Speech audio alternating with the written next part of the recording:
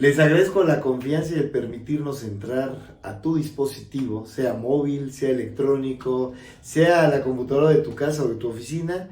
Esta es la segunda parte de la cápsula El Especialista con el doctor Juan Francisco Martínez Campos. Doctor, retomamos la plática y te agradezco mucho que estés aquí con nosotros. Gracias, a tus órdenes.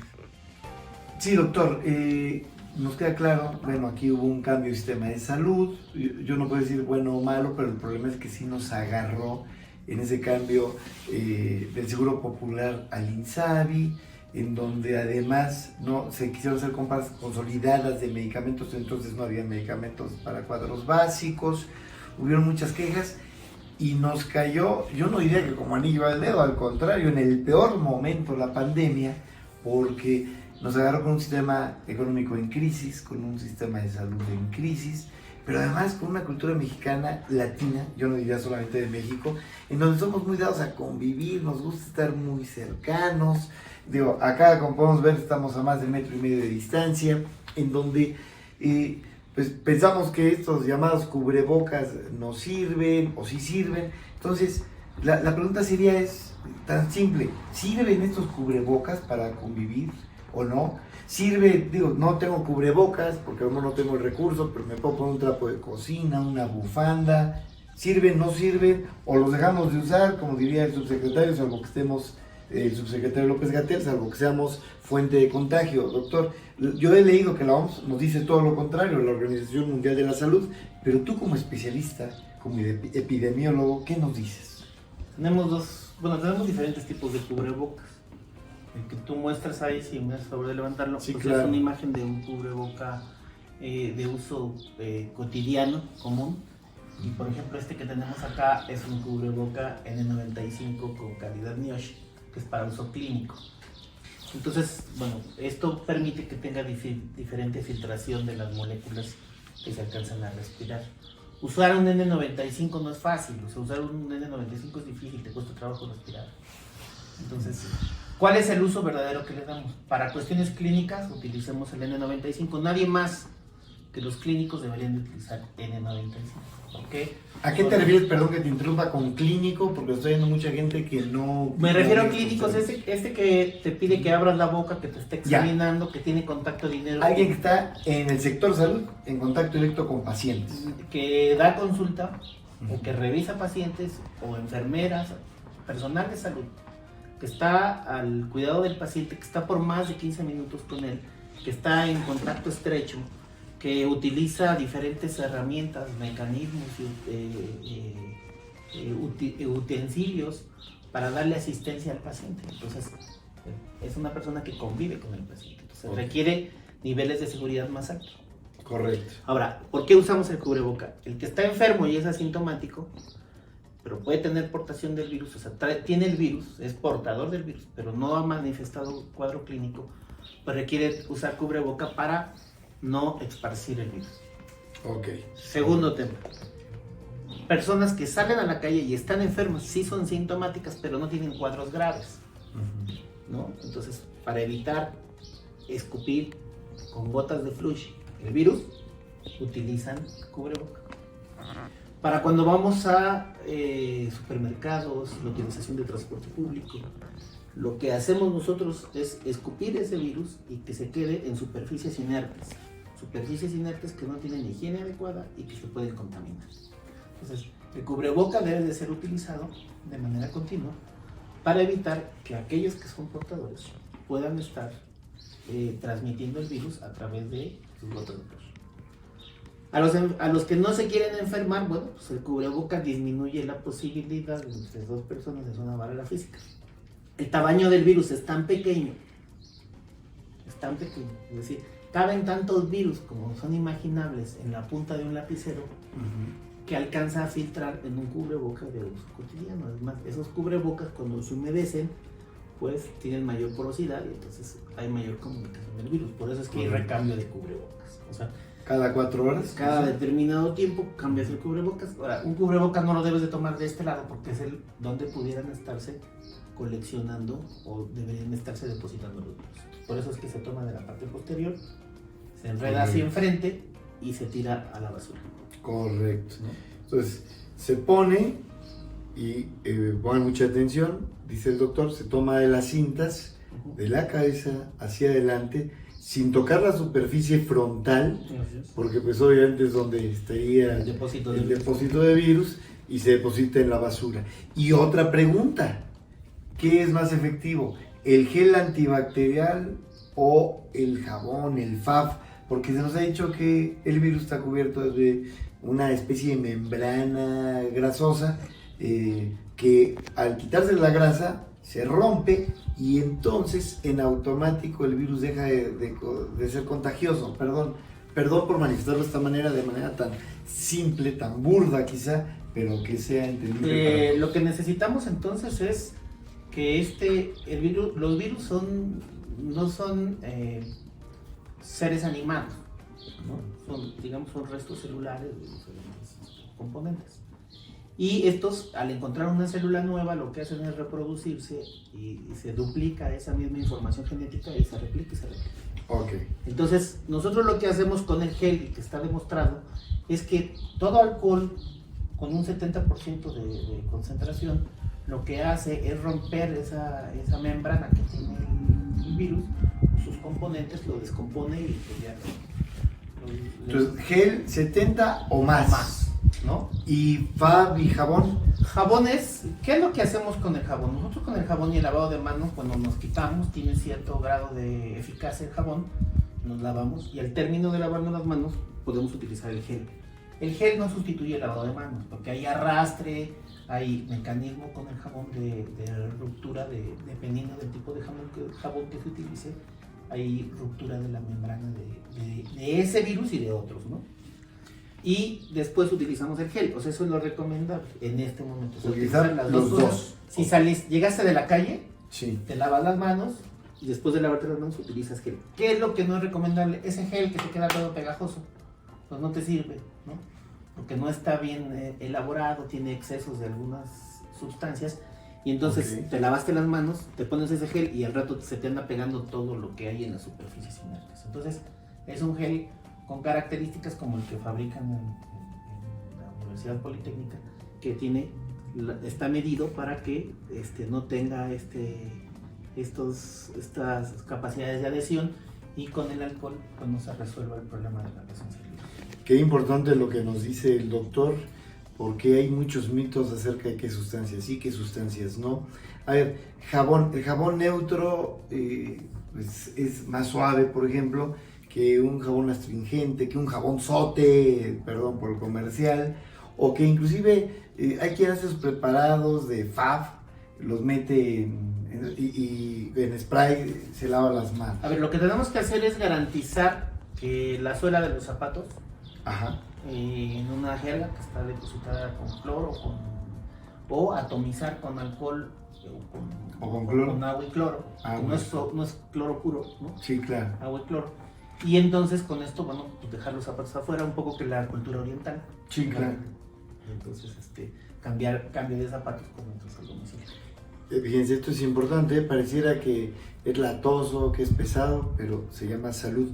Y doctor, regresamos al tema, Hidalgo. ¿Cuándo estaremos? Bueno, a ver, obviamente, ya dijimos que las matemáticas sí son exactas, pero la conducta del ser humano hace que esta varíe, que las predicciones, los pronósticos no se cumplan. ¿Cuándo regresaremos el estado de Hidalgo? O primero, ¿cuándo llegaremos al pináculo? Dependiendo pues, de qué factores, doctor, para no decirlo. Primero, la idea de las predicciones es que vean cómo es el comportamiento de la curva epidémica. Y la predicción, lo que no queremos a diferencia de otras, es que no se cumpla. O sea, la persona que diga, miren, esta era mi predicción y se cumplió y se sienta contenta por eso, pues está equivocado. La idea es que en medida de que la predicción se corrija y la curva epidémica se vaya recorriendo a la derecha, es decir, se tarde más tiempo en presentar la cresta de la curva epidémica y se abra la base de la curva, esto nos va a permitir llegar justo a lo que tenemos capacidad de atención. Entonces, si la capacidad de atención está aquí y la curva epidémica la rebasa, esta parte es la que nos va a representar el problema. Todo lo que está dentro de la curva epidémica es el número de casos. Entonces, si la rebasa a nuestra capacidad de atención, es cuando se viene en conflicto. A ver, ¿Qué perdón pasa que si te interrumpa. Capacidad de atención significa que los hospitales tengan la capacidad de recibir pacientes. Es correcto. Ok, gracias, perdón. Entonces, si tenemos una capacidad de atención, voy a poner un número, 250 camas para Pachuca. Sí, ese es un ejemplo. Y tenemos esta capacidad instalada y nuestra curva epidémica la sobrepasa. Quiere decir que en este momento ya vamos a empezar a tener una crisis en la atención de los pacientes. No se les va a brindar la capacidad de poder recuperar la salud, porque vamos a estar fuera de nuestra capacidad de salud. No se van a tener los implementos y todo. ¿Y de quién depende para no rebasar esa capacidad? Depende de todos. ¿Por qué? Porque se ha trivializado el problema del virus. Se ha trivializado, bueno, porque desde los actores políticos, los médicos, los adolescentes, las redes sociales, que mal utilizadas parecen una tontería. Bueno, entonces como se ha trivializado, pues de repente no se toma con la verdadera magnitud lo que estamos viviendo. Es quizá el momento más trascendente del siglo. Es el padecimiento más grave al que se ha enfrentado la humanidad como conjunto.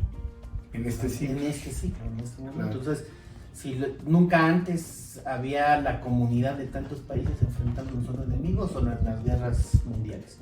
Y en este momento estamos enfrentando un enemigo micrométrico que no tiene bandera, no reconoce política, no reconoce Capacidad económica, no reconoce religiones, o sea, arrasa parejo, ¿no? Entonces, pues esto ¿qué no es? Pues no es el detergente de Dios, no es un mandato divino, no es curado con sustancias mágicas, la cáscara de plátano no te va a dar algo especial. Qué bueno que lo comentas, porque he estado viendo en la televisión, están vendiendo, y esa era otra de las preguntas, ampolletitas con sustancias mágicas, y están vendiendo inmunoreguladores. Exacto, inmunoreguladores, etcétera.